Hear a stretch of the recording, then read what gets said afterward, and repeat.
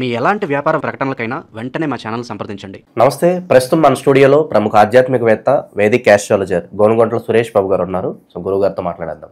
నమస్కారం గురుగారు. మణికంఠ గారు నమస్కారం అండి. గురుగారు, సెప్టెంబర్ మాసం విశేషంగా మీనరాశి వాళ్ళకి ఓవరాల్గా ఈ నెల ఎలా ఉండబోతుంది, ఎలాంటి ఛాలెంజెస్ వీళ్ళు ఫేస్ చేయబోతున్నారు, ఓవరాల్గా ఎలాంటి ఫలితాలు ఎక్స్పెక్ట్ చేయొచ్చు అంటారు? మీనరాశి అనగానే చాలా సహనంగా ఉండాల్సిన రాశి. ఎందుకంటే వీళ్ళకి ఏలినాటి శని నడుస్తుంది, అది కూడాను బాగా పీక్ స్టేజ్లో ఉంది. ఈ సంవత్సరం మేజర్ గ్రహాలు వీళ్ళకి అనుకూలంగా లేవు కాబట్టి ఒక్క 2 స్టెప్పులు వెనక్కి తీసుకొని జాగ్రత్తగా ఆధ్యాత్మికంగా ఉండి ఎదుటి వాళ్ళు అనుకున్నది అనుకోనివ్వండి అన్న ఈ ధోరణితో ఉండాలి. 2, మీరు ఏదైనా కనుక పని చేస్తే ఈశ్వర ప్రాణిదాన, మీరు చేసే ప్రతి పని ఈశ్వరుడికి చేస్తున్నట్టు భావంతో చేస్తూ ఉంటే నవ్వేవాళ్ళు నవ్వుతారు, ఎక్కిరించేవాళ్ళు ఎక్కిరిస్తారు, మోసం చేయాలనుకున్న వాళ్ళు భంగపడి వెళ్ళిపోతారు. అయితే మీరు మాత్రం దేనికి రియాక్ట్ అవ్వకండి. ఎందుకంటే ఇది మీరు ఇంటర్నల్గా మీలో ఒక ట్రాన్స్ఫార్మేషన్ స్టార్ట్ అయ్యే ఒక ప్రక్రియలో ఉన్నారు వీళ్ళు. శని వీళ్ళని నెక్స్ట్ బెస్ట్ పర్సన్గా తయారు చేస్తున్నారు. మనం చిన్నప్పుడు స్కూల్కి వెళ్తాము చాలా ఇబ్బంది పడేవాళ్ళం, ఏడ్చేవాళ్ళం, ఎప్పుడైపోతుంది అనుకునేవాళ్ళం కదండి. ఆ తర్వాత ఓన్ లైఫ్ స్టార్ట్ అయిపోతుంది. బట్ కొన్నిసార్లు మనల్ని ఒక ఏమంటారు అప్గ్రేడేషన్ ప్రాసెస్లో శని తయారు చేస్తూ ఉంటాడు. మనమంతా మనమే చేసుకుంటూ ఉంటాం. రెగ్యులర్గా మెడిటేషన్ చేయటం, యోగా చేయటం, ధ్యానం చేయటం, కొత్తగా నేర్చుకోవటం, వేరే వాళ్ళకి సేవ చేయటం. మన లైఫ్ స్టైల్ ఎలా ఉంటే పర్లేదు, మన లైఫ్ స్టైల్ అలా కాకుండా డీవేట్ అయిపోతాం. జాబ్కి వెళ్ళటం, ఇది చేయటం, దీని మీద పడతాం. శని అలా కాదు, మళ్ళీ ఇవన్నీ ఆఫ్ చేసి బలవంతంగా మళ్ళీ ఇటు తీసుకొచ్చి పెడతాడు. అందుకని ఈ ట్రాన్స్ఫార్మేషన్ స్టేజ్లో ఉన్నారు కాబట్టి వీళ్ళు కొంచెం భౌతికమైన సంబంధాలకు సంబంధించి, మెటీరియల్కి సంబంధించి, తర్వాత ధనం సంపాదించాలని వాటి గురించి, లేదంటే కొత్త జాబులు మారాలని ఇలాంటి విషయాలకు సంబంధించి ప్రయత్నాలు చేస్తే అంతగా కలిసి రావు. 2, ధన ప్రవాహం ఉండదు. ఎందుకంటే ఏలినాటి శని యొక్క ప్రభావం వీళ్ళకి చాలా ఉంది. తర్వాత గురువు కూడా వీళ్ళకి అనుకూలంగా లేవు. మేజర్ గ్రహాలు వీళ్ళకి అనుకూలంగా లేవు అని చెప్పుకోవాలి. ఈ సందర్భంలో కనుక మనం చూసుకుంటే మనకి వచ్చే సెప్టెంబర్ మాసంలో కూడా వీళ్ళకి కొంచెం గడ్డు కాలం, టఫ్ టైం అని మనం చెప్పాలి. ఎందుకంటే వీళ్ళకి ఆల్రెడీ అందులో ప్రాసెస్లో ఉన్నారు కాబట్టి అదేదంటారంటే సగం వరకు మునిగినా నిండా మునిగినా చలిలేదన్నట్లు మునుగుతున్నాం కాబట్టి పూర్తిగా మునిగేస్తే ప్రాబ్లం లేదు. ఒకసారి చిన్న ప్రాబ్లంకి దండం పెట్టుకుని, పెద్ద ప్రాబ్లం దండం పెట్టుకోవడం అయితే కామన్ అనమాట. Surrender to the divine and go head. మనం మీనరాశి కనుక చూసుకుంటే ఎక్కువ కలిసి నాకు మీనరాశి నుంచే వచ్చేస్తాయి. ఏలినాటి యొక్క ప్రభావం ఎక్కువగా ఉంది. అందులో ఇంకోటి బాగా గుర్తుపెట్టుకోవాల్సింది, ఈ రాశి వాళ్ళు మీనరాశి వాటితో పాటు ఇంట్లో ఎవరైనా కనుక సింహరాశి ఉన్నా, ధనుసు రాశి ఉన్నా, తర్వాత కుంభరాశి, మేషరాశి వాళ్ళు ఉన్నా కానీ ఇంకా ప్రాబ్లమ్స్ ఎక్కువ అవకాశం చాలా ఎక్కువగా ఉంది. ఇది నాది సపరేట్ రీసెర్చ్ చేశాను అనమాట, ఏలినాటి శని పీడల గురించి. అందులో నాకు చాలా ఇంట్రెస్ట్ అయిన మ్యాటర్స్ అన్నీ కలుస్తున్నాయి అనమాట. అందులోనూ శని ఇప్పుడు ఒక్కరికి అతీతం ఉండటంతో వీళ్ళకి ఇంకా ప్రాబ్లమ్స్ ఎక్కువగా ఉండే అవకాశం ఎక్కువ ఉంది. ఇంట్లో కనుక ఇందాక చెప్పుకున్న రాసుల వాళ్ళు ఎవరంటే ఇమ్మీడియట్లీగా వాళ్ళకి ఆస్ట్రాలజర్ని కనెక్ట్ అవ్వడం చాలా చాలా ఇంపార్టెంట్. పరిహారాలు చేసుకోవటం ఇంపార్టెంట్, ఎంతైనా ఉంటుంది. ఎందుకంటే పరిస్థితి ఎక్కడికైనా పోవచ్చు, డైవర్సుల దాకా అయిపోవచ్చు, కొంతమందికి ఐసీయూల దాకా పోయే ఉండొచ్చు, కొంతమంది ఏమీ లేదు ఏదో వచ్చేసి ఎక్కడో పాపప్ అయ్యి ఇబ్బంది పడేదానికంటే కూడా రిస్క్ అనేది ఎప్పుడు పాజిటివ్ సైడ్లో తీసుకోవాలని నేను చెప్తూ ఉంటాను అనమాట. ఈ మాసం కనుక ఇందులో ఉన్న నక్షత్రాలు కనుక చూసుకుంటే పూర్వభాద్ర 4వ పాదం, ఉత్తరాభాద్ర 1, 2, 3, 4 పాదాలు, రేవతి 1, 2, 3, 4 పాదాలు అంతా మనకి మీనరాశిలో ఉంటారు. పేరు బలం ప్రకారం మనం చూసుకున్నాం అనుకోండి, వీళ్ళకి ది, దు, షం, ఝ, దా, దే, దు, చాచి లెటర్స్ అంతా కూడా మనకి ఈ మీనరాశిలో ఉంటారు. మన గ్రహాలు చూసుకున్నాం అనుకోండి, ఈసారి గ్రహాలన్నీ వెరీ ఇంట్రెస్టింగ్గా సెప్టెంబర్ ఎగ్జాక్ట్గా 15th తర్వాతనే అన్ని గ్రహాలు మారిపోతున్నాయండి. కరెక్ట్గా ఆ 1-2 రోజుల్లోనే గ్రహాలన్నీ మారుతూ ఉన్నాయి. ముందు మనకి కుజుడు 13వ తారీఖు సెప్టెంబర్ మారుతున్నారు. వీళ్ళకి ఎలా ఉంటుందంటే అండి 15వ తారీఖు ముందు 15వ తారీఖు తర్వాత అన్నట్లు ఉంటుంది ఈ రాశి వాళ్ళకి. ఈసారి అన్ని రాశుల వరకు అలా ఉంటుంది. ఎందుకంటే కరెక్ట్గా అదే టైంలో 4 గ్రహాలు మారిపోతున్నాయి. ఒకటి సూర్యుడు 17వ తారీఖు సెప్టెంబర్ మారుతూ ఉన్నారు. 15వ తారీఖు 2 గ్రహాలు మారుతున్నాయి. ఒకటి శుక్రుడు, రెండోది వచ్చేటప్పటికి బుధుడు, ఇద్దరు మారుతున్నారు. 13వ తారీఖు శుక్రుడు మారుతున్నారు. అంటే ఏమవుతుంది 13, 15 ఈ 4 గ్రహాలు ఇక్కడ ఒకేసారి మారటంతో మిడ్ ఆఫ్ ది మంత్లో మనకి వీళ్ళకి ఏమంటారు డైనమిక్గా చేంజెస్ వచ్చే అవకాశం ఎక్కువగా ఉంది.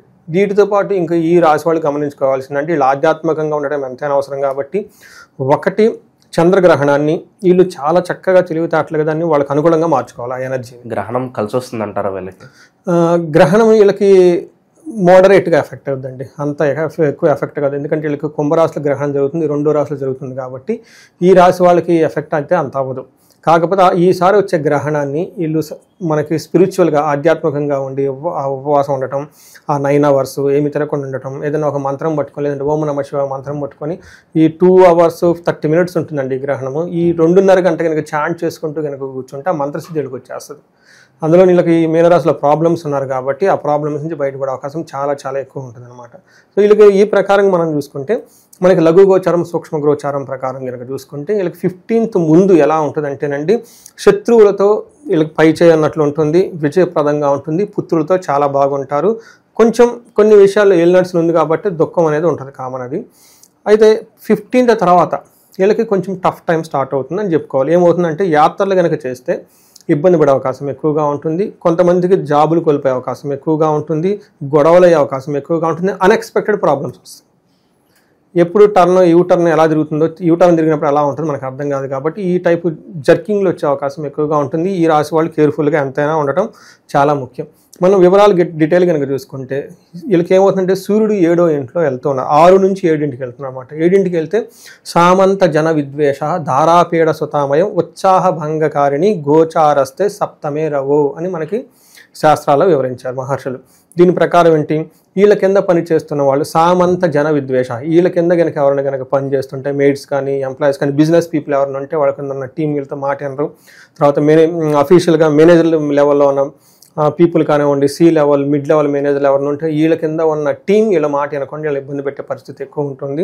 తర్వాత ధారాపీడ సుతామయం అంటే భార్య ద్వారా పుత్రుల ద్వారా వీళ్ళకి ఏమవుతుందంటే అయోమయానికి గురి చేసి ఒక కన్ఫ్యూజన్ స్టేజ్లో ఉండే అవకాశం ఎక్కువగా ఉంటుంది.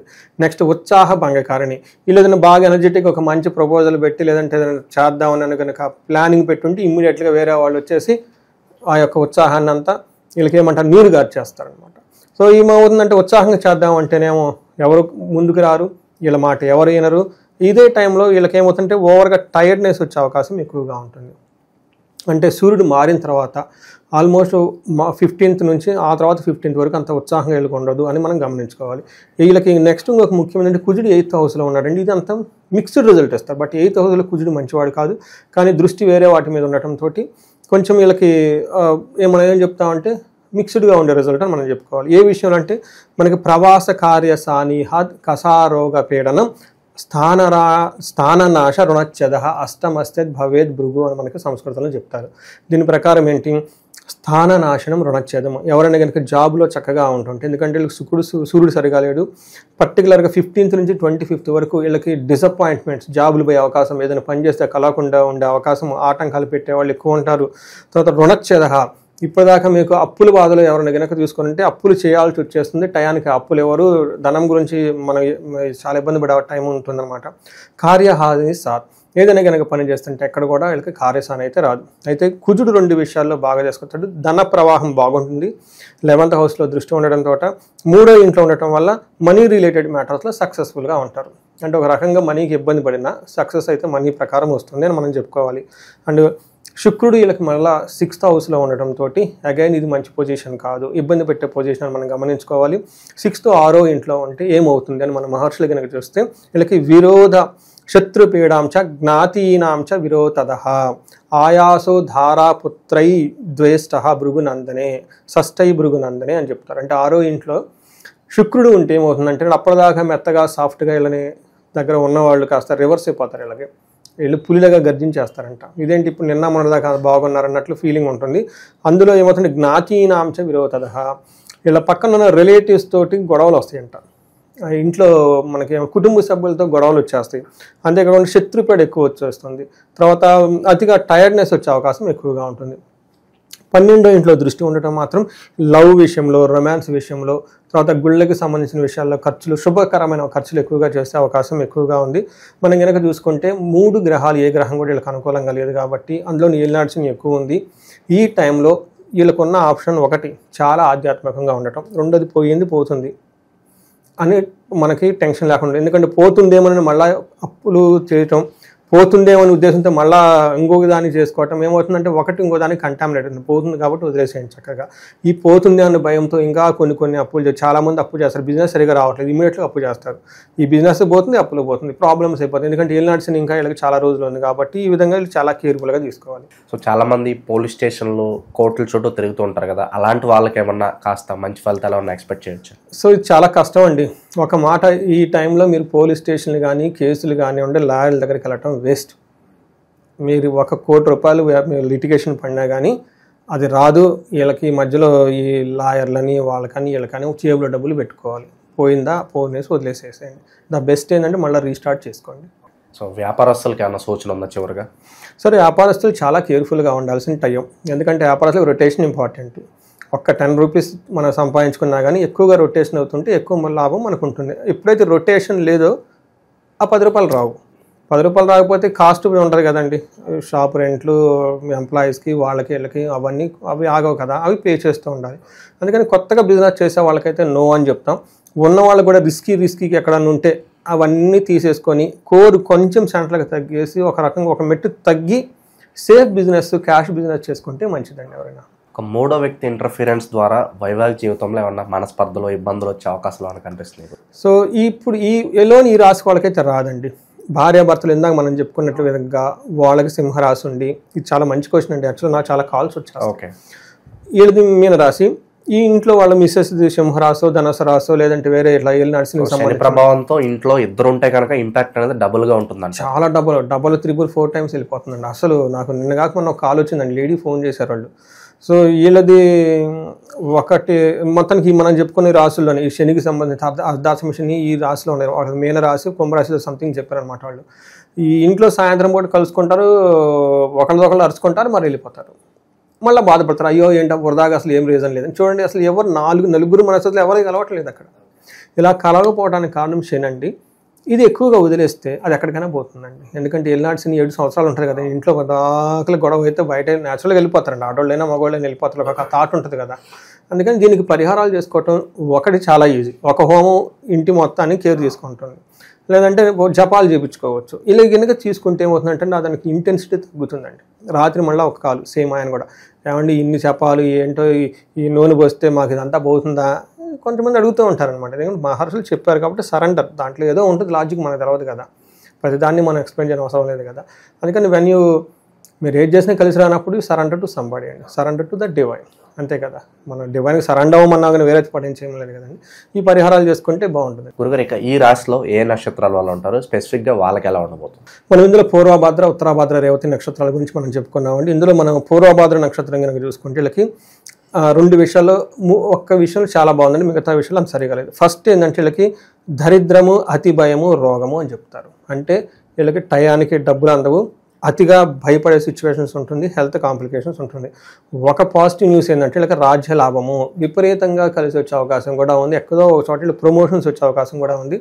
నెక్స్ట్ బంధనము, బంధించబడినట్లుండే సిచ్యువేషన్స్ ఉంటుందండి. ఇది చాలా చాలా ఇంపార్టెంట్. ఈ టైంలో యాస్ట్రాలజర్ని కలవటం, వాళ్ళ దగ్గర గైడెన్స్ తీసుకోవటం, క్లారిటీ వస్తుంది ఫ్యూచర్ గురించి. కన్ఫ్యూజన్ టు క్లారిటీ అంటారు. జ్యోతిష్యం ఎందుకు నేర్చుకోవాలంటే, నిన్న ఒక ఆయన పెద్ద బిజినెస్ మ్యాన్ ఫోన్ చేసి అడిగాడు నాకు, ఏంటండి మేము ఎంతమందిని కలుస్తున్నాం ఏంటంటే, మీకు ఎక్కడైతే కన్ఫ్యూజన్ వచ్చిందో క్లారిటీ కావాలంటే ఫోన్ చేయండి. మీకు ఆల్రెడీ క్లారిటీ కావాలంటే అవసరం లేదు, అంతా బాగుంటే అసలు అవసరమే లేదు. ఎక్కడైనా లాక్ అయినట్లుంటే, ఇబ్బంది పడినట్టుంటే సిచ్యువేషన్ ఏంటో తెలుసుకోవడానికి ఎంతకాలం ఉంటుంది, ఎలా చేస్తే పోతుందని జ్యోతిష్యం. అందుకని జ్యోతిష్యం అంటారు. జ్యోతి అంటే ఏంటి, డార్క్నెస్ నుంచి లైట్ వస్తుంది కాబట్టి. ఇలా బంధించబడినట్లుండే సిచ్యువేషన్ ఎక్కువగా ఉంటుంది. అలానే నెక్స్ట్ ఉత్తరాభాద్ర నక్షత్రం కనుక చూసుకుంటే వీళ్ళకి ధన ప్రాప్తి, లాభము, రాజ్య లాభము అని 3 రకాలు ఉన్నాయి. అంటే ఒక రకంగా చూస్తుంటే వీళ్ళకి ప్రమోషన్స్ వచ్చే అవకాశం ఎక్కువగా ఉంటుంది, రాజ్య లాభం ఉంది, ధన ప్రాప్తి ఉంది, లాభం ఉంది. టోటల్గా ఓవరాల్గా లాభప్రదంగా అంతా ముగుస్తుందని మనం చెప్పుకోవచ్చు. వీళ్ళకి నెగిటివ్ సైడ్ మనం చూసుకుంటే వీళ్ళకి దరిద్రము, బంధనము, రోగము, భయము. సో హెల్త్ కాంప్లికేషన్, దాని ద్వారా భయపడే సిచ్యువేషను, అక్కడ నుంచి బంధించబడినట్లు ఎలా వెళ్ళాలో ముందుకు మనకు అర్థం కాని పరిస్థితి. నెక్స్ట్ వచ్చేటప్పటికి ఫైనాన్షియల్గా క్రైసిస్ ఉంటుంది. అంటే మనం ఒక రకంగా చెప్పుకోవాలంటే ఒక 40-50% బాగుంది, కొంచెం మిక్స్డ్గా ఉందని మనం చెప్పుకోవచ్చు. రేవతి నక్షత్రం వాళ్ళకి వీళ్ళకి ధన ప్రాప్తి, లాభము, రాజ్య లాభము అని మనకు 3 పాజిటివ్ సైడ్లో ఉన్నాయి.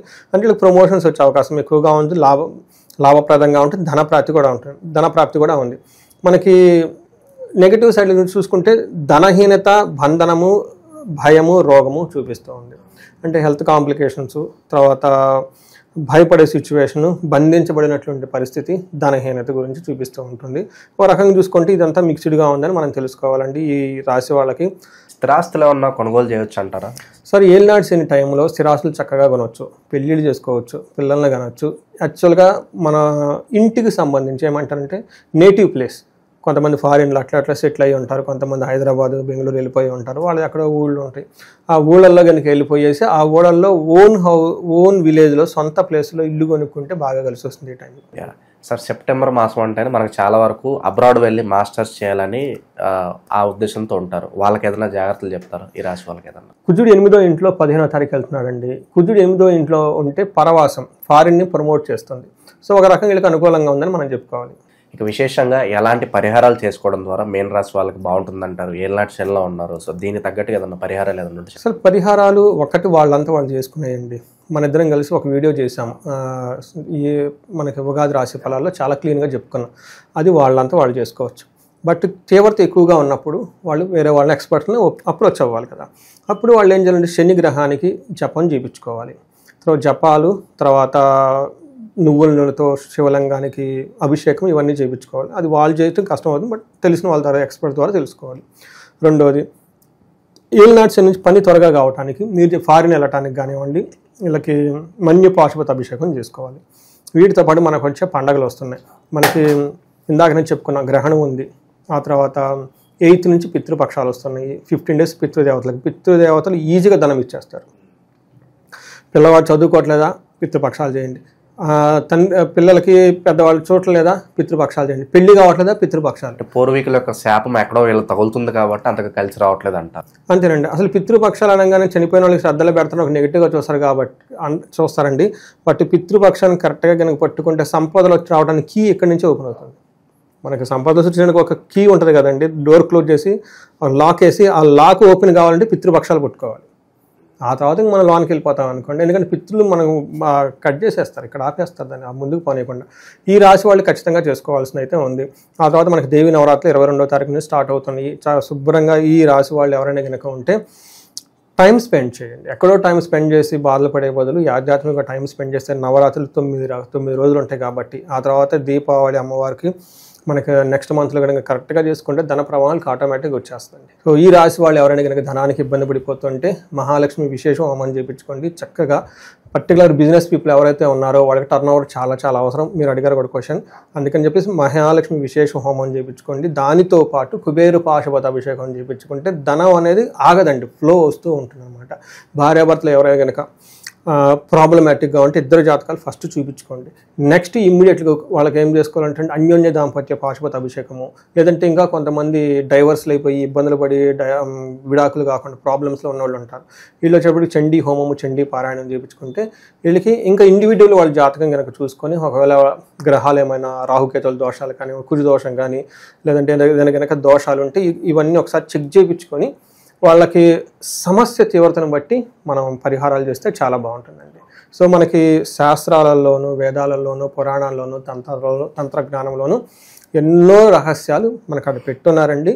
ఎవరు బాధపడకూడదు. ఎవరు ఏ బాధపడినా ఇమ్మీడియట్గా తెలుసుకొని తదనుగుణంగా పరిహారాలు చేయించుకుంటే లైఫ్ అంతా చక్కగా ముందుకెళ్ళిపోవచ్చండి. ఓవరాల్గా మీనరాశి వారి పరిస్థితి ఈ మాసం ఏ విధంగా ఉండబోతుందో మీ మాటల్లో చాలా బాగా వివరించారు. ధన్యవాదాలు. ధన్యవాదాలండి.